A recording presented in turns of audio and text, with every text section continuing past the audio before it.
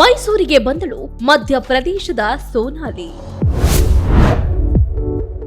ಈ ಕೋಳಿಯನ್ನ ಇಷ್ಟಪಡದವರೇ ಇಲ್ಲ. Black and white ಸುಂದರಿ ಈ ಚಿಂತಾಮಣಿ.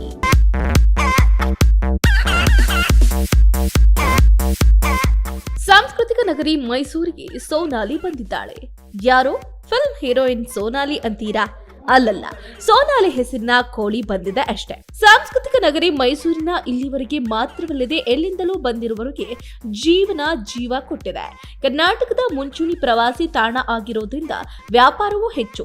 ಹೀಗಾಗಿ ಅನೇಕರಿಗೆ ಉದ್ಯೋಗ ಅವಕಾಶವನ್ನ ಕಲ್ಪಿಸಿಕೊಟ್ಟಿದೆ. ಅದರಂತೆ ತಮಿಳುನಾಡಿನಿಂದ ಬಂದು ಇಲ್ಲಿ ಒಬ್ಬ ವ್ಯಕ್ತಿ ಕೋಳಿ ಸಾಕಾಣಿಕೆ ಮಾಡಿ ಹೆಚ್ಚಿನ ಲಾಭವನ್ನ ಪಡೆದಿದ್ದಾರೆ.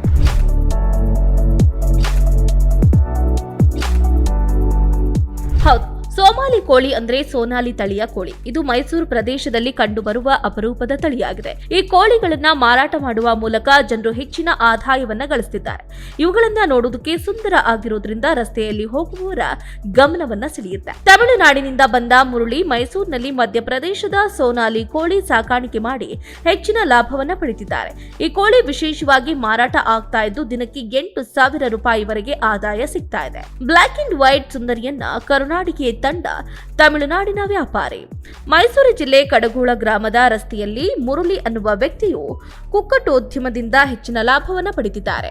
ಮುರಳಿ ಎಂಬ ವ್ಯಕ್ತಿಯು ತಮಿಳುನಾಡು ಮೂಲದವರಾಗಿದ್ದು ಇವರು 12 ವರ್ಷಗಳಿಂದ ಬೇರೆ ಬೇರೆ ಭಾಗದಿಂದ ಕೋಳಿಗಳನ್ನ ತಂದು ಸಾಕಿ ಅವುಗಳಿಂದ ಜನರಿಗೆ ನೀಡುತ್ತಿದ್ದಾರೆ.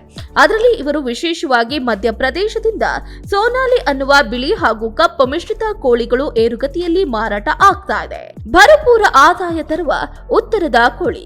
ಈ ಸೋನಾಲಿ ಕೋಳಿಯು ಮೈಸೂರು ಭಾಗದಲ್ಲಿ ಎಲ್ಲಿಯೂ ಸಹ ಸಿಗೋದಿಲ್ಲ. ಬಹಳ ವಿಶೇಷವಾದ ಕೋಳಿ ಅಂತ ಹೇಳ್ಬೋದು. ಇವರು ವಾರಕ್ಕೆ ತಂದಿರುವ ಕೋಳಿಗಳನ್ನ ಮಾರಾಟ ಮಾಡಿ ತಮ್ಮ ಊರಿಗೆ ಹೋಗಿ ಪುನಃ ಕೋಳಿ ತಂದು ಮಾರ್ತಾರೆ. ದಿನಕ್ಕೆ 8,000 ರೂಪಾಯಿವರೆಗೆ ಆದಾಯ ಸಿಗುತ್ತೆ. ಒಂದು ವಾರಕ್ಕೆ ಸುಮಾರು 200ರಿಂದ 300 ಸೋನಾಲಿ ಕೋಳಿ ಮಾರಾಟ ಆಗುತ್ತೆ. ಹಾಗೂ ಇದರ ಬೆಲೆ 300 ರೂಪಾಯಿ.